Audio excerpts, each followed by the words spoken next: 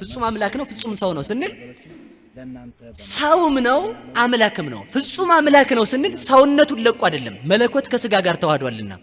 ፍጹም አምላክ ነው ስንል ደግሞ ሰውነቱ ጠፍቶ አይደለም። መዋሃድ ሁለትነትን አስወግዶ አንድ መሆን ነው እንጂ መዋሃድ መጠፋፋት አይደለም። ፍጹም ሰው እኮ ማለት አምላክ አይደለም ማለት እኮ ነው ትርጉሙ ራሱ። 100% ምንድነው? ሰው ነው። ፍጹም አምላክ ነው ማለት ደግሞ ሰው አይደለም ማለት እኮ ነው። ፍጹም አምላክ ፍጹም ሰው እንዴት ትሆናለህ? በአንድ ነገር ላይ አንተ ፍጹም ከሆንክ ሌላ ፍጹም እንዴት ትሆናለህ? ማንም ሰው ምድር ሰማይ ላይ የሚመልሳት መልስ የለም። በአንድ ነገር ላይ ፍጹም ከሆንክ ሌላ ፍጹም ደግሞ ልትሆን አትችልም። ኦርቶዶክስ ትሆናለህ? አዎ። ኢየሱስ አንድ ቦታ ካሳየ አንድ ቦታ ምን ኢየሱስ ጌታ ነው የሚል ኢየሱስ እኔ ጌታ ነኝ ብሎ ራሱን ያለበት ቦታ ኦኬ ሎክ ኦርቶዶክስ ሆናለሁ ብሏል። ኢየሱስ ጌታ ነኝ ያለበትን ካሳየ ነው አይደል መሐመድ? ልክ ነው። ኦኬ አንዴ ክፈትልን ክርስቲያን ዮሐንስ ወንጌል ምዕራፍ 13 ቁጥር 13 ላይ እናንተ መምህርና ጌታ ትሉኛላችሁ እንዲሁ ነኝና መልካም ትላላችሁ። እንግዲህ እኔ ጌታና መምህር ስሆን አሞ ጌታ ነኝ ይላል። ምን ላይ ነው አሁን ይሄ? ያው እኮ የተጻፈ እኮ ነው። እኮ የመጽሐፍ ቅዱስ ቃል አይደለም። አውጣልኝ ሙሉውን እና የምን ቃል ነው ይሄ? ቁርአን መስሎ ነው አይደለም? ምን ላይ ነው? ሃይማኖትና ሳይንስን መለየት አቅቷቸው እየደበላለቁ ይንቀሳቀሱ ነበር። አሁን ምናያቸው ሰዎችም እንዲህ አይነት አስተሳሰብ ይዘው ነው የሚመጡ። ለምሳሌ ፍጹም አምላክ ከተባለ ሰው ሊሆን አይችልም ነው ያሉት። አንድ ሰው ሲያነሳ ፍጹም አምላክ ከተባለ ሰው ሊሆን አይችልም ብለዋል። ይሄን ክርስቶስ ደግሞ ይሄንን ሻረ፣ ይሄንን ሽሯል። ፍጹም አምላክ ፍጹም ሰው ስንል ፍጹም አምላክ ፍጹም ሰው ሲባል ወይም ደግሞ ተዋህዶ ሲባል ያለ መለየት ያለ መቀላቀል ዘይን በለ ተፍሲት ይሉታል። ዘይን በለ ትድምርት ያለ መደመር ያለ መቀላቀል ያለ መለያት ፍጹም ተዋህዶ ማለት ነው።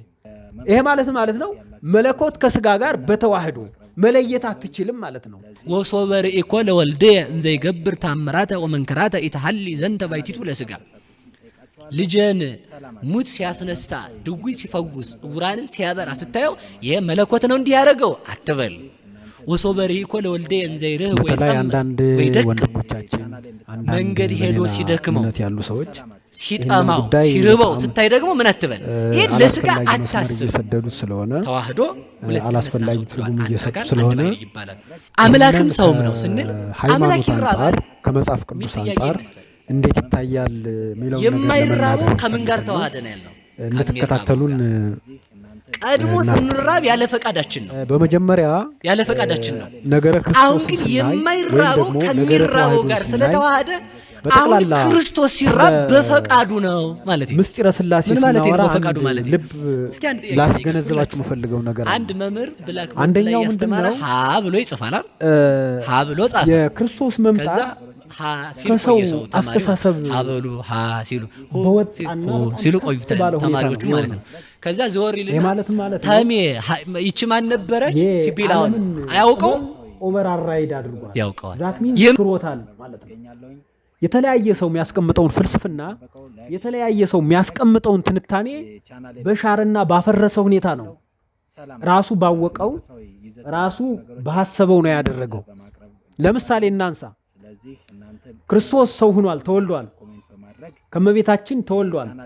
በየትኛውም የፍልስፍና አስተሳሰብ በየትኛውም ሐሳብ ስንመለከት አንድ ሰው ሊወለድ የሚችለው አባት ሁለት ሴቶች ወይም ይቅርታ አንድ ሴትና አንድ ወንድ ከተገናኙ በኋላ ነው። በሳይንሳዊ ቀመር ስናይ አንድ ወንድና አንድ ሴት ግንኙነት ያደርጋሉ። በዚያ ፕሮሰስ ባዮሎጂካል ሲስተም ተጠቅሞ ይመጣል። ከዚህ ውጭ የትኛውም ፍልስፍና የትኛውም የፍልስፍና አስተምሮ የሚሄድበት ዕውቀት የለውም። ሌላ ትንታኔ ሊሰጥ አይችልም። በእነዚህ መንገድ ነው የትኛውንም ሃይብሪድ ቢሰራ የትኛውንም እጽዋት ቢያዳቅል ሁለት ነገሮች ያስፈልጋሉ። የወንድና የሴት ግንኙነት ያስፈልጋል።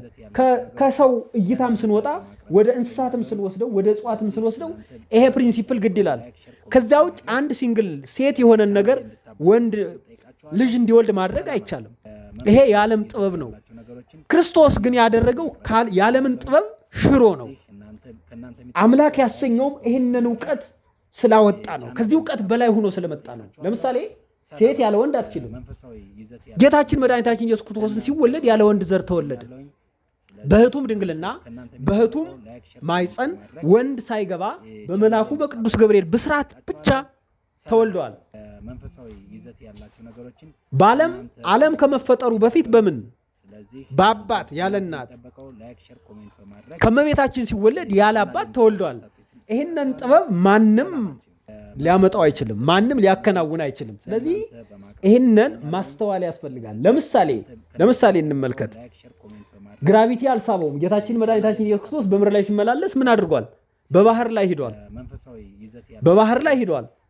በባህር ሲሄድ በዚህ አሁን ባለንበት ባለማዊ ጥበብ ስናይ ግራቪቲ የሚባል ነገር አለ። ግራቪቲ ማለት አንድን ሰው ወደ ታች መሳብ የሚችል ነው። ወደ ታች ይስባል። ከፍ ስትል ይስብሃል። ባህር ላይ ደግሞ ወስዶ በጣም ይሰፋል ማለት ነው። ስለዚህ ጌታችን ግን ሲራመድ ግራቪቲን ምን አደረጋት? ኦቨርራይድ አደረጋት፣ ወይም ደግሞ ግራቪቲን ሻራት። ይሄ ማለት የሰዎችን ጥበብ እንደ ቂል ቆጠረው ማለት ነው። በጠላይ ፈላስፎች በክርስቶስ በሐዋርያት ዘመን ደግሞ ግኖስቲኮች ይባላሉ። የጥበብ ሰዎች፣ የፍልስፍና ሰዎች የተለያየ መላምት እየሰጡ ሃይማኖትና ሳይንስን መለየት አቅቷቸው እየደበላለቁ ይንቀሳቀሱ ነበር።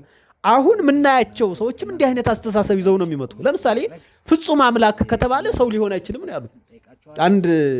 አንድ ሰው ሲያነሳ ፍጹም አምላክ ከተባለ ሰው ሊሆን አይችልም ብሏል። ይሄን ክርስቶስ ደግሞ ይህንን ሻረ፣ ይህንን ሽሯል። ፍጹም አምላክ ፍጹም ሰው ስንል ፍጹም አምላክ ፍጹም ሰው ሲባል ወይም ደግሞ ተዋህዶ ሲባል ያለ መለየት ያለ መቀላቀል ዘይንበለ ትውፊት ይሉታል። ዘይንበለ ትድምርት ያለ መደመር ያለ መቀላቀል ያለ መለያት ፍጹም ተዋህዶ ማለት ነው። ይሄ ማለት ነው መለኮት ከስጋ ጋር በተዋህዶ መለየት አትችልም ማለት ነው። በየትኛውም ኢንስትሩመንት በየትኛውም ነገር ስጋንና መለኮትን መለየት አትችልም ማለት ነው። ነገር ግን እንደዚህ ሆኖ ጌታችን መድኃኒታችን ኢየሱስ ክርስቶስ ምን ሆነ? ሰው አምላክ ሆነ ተባለ። ፍጹም አምላክ ነው ስንል አምላክነቱን ሳይለቅ፣ ምሉዕነቱን ሳይለቅ፣ ረቂቅነቱን ሳይለቅ፣ ዘላለማዊነቱን ሳይለቅ፣ ዓለምን መግዛቱን ዓለምን መፍጠሩን ሳይለቅ ምን ሆነ? ዝቅ አለ ማለት ነው። ይሄ ማለት እኮ ምን ማለት መሰለ ወዳጄ? ረቂቁ ምን ሆነ? ግዙፍ ሆነ ማለት ነው። ማይታየው ምን አለ?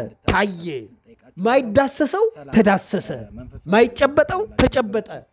ከፍ ያለው ምን አለ? ዝቅ አለ ማለት ነው። ለምን ከተባለ በሰው ልጅ ውድቀት የወደቀው የሰው ልጅ ስለነበር፣ የጠፋው የሰው ልጅ ስለነበር፣ ዕፀ በለስን የበላ የሰው ልጅ ስለነበር ምን ሆነ? መለኮት በተዋህዶ ሰው መሆን ተገደደ ማለት ነው። ስለዚህ ፍጹም አምላክ ስንል ሰውነቱን ሳይለቅ ነው። ፍጹም ሰው ስንል ደግሞ ተራበ እንላለን። የተራበው ማን ነው? አዳም ስለነበር። የተራበው ማን ነው? የሰው ልጅ ስለነበር ተራበ እንላለን። ነገር ግን በምኑ? በፈቃዱ። ነገር ግን በምኑ ተራበ? በፈቃዱ፣ በራሱ ፈቃድ፣ ራሱ ወዶ ፈቅዶ ለማዳን ሰዎችን ለማዳን ሰው የሆነው በምኑ ነው? በራሱ ፈቃድ ነው። በራሱ ፈቃድ፣ በአባቱ ፈቃድ፣ በመንፈስ ቅዱስ ፈቃድ። ምክንያቱም ፈቃዳቸው አንድ ስለሆነ የሥላሴ ፈቃዳቸው አንድ ነው። የተለያየ ፈቃድ የላቸውም። የአብ ፈቃድ የወልድ ፈቃድ ነው። የመንፈስ ቅዱስ ፈቃድ የአብ ፈቃድ ስለሆነ ማለት ነው። ስለዚህ ፍጹም አምላክ ስንል ፍጹም ሰው ስንል ከፍልስፍናው ዓለም ወጠን በመጽሐፍ ቅዱስ እይታ በሃይማኖት አስተምሮ መሆን እንዳለበት ማስተዋል ያስፈልጋል ማለት ነው። ይሄ ማለት ነው ሰው ምን ሆነ ማለት ነው? አምላክ ሆነ ማለት ነው። ሰው አምላክ ሆነ። አምላክ ምን ሆነ? ሰው ሆነ። አምላክ ሰው ሆነ ስንል ምሉ የሆነው አምላክ በዓለም ውስጥ ላይ ከዓለም ውጭ የሆነው አምላክ ምን ሆነ? የሚጨበጥ የሚዳሰስ ሆነ። ራሱን ዝቅ አደረገ ነው። ሰው የሚሆነው የሚጨበጠው ደካማው ሰው ደግሞ ምን ሆነ? መለኮት ሆነ ማለት ነው። በተለይ በሃይማኖት አባቶቻችን እንደነገሩ እንደዛ ነው። ስለዚህ ይህንን ነገር ታሳቢነት ውስጥ በማስገባት መረዳት ያስፈልጋል ማለት ነው። ስለነበረን ጊዜ ይቆየን። ወስብሐት ለእግዚአብሔር።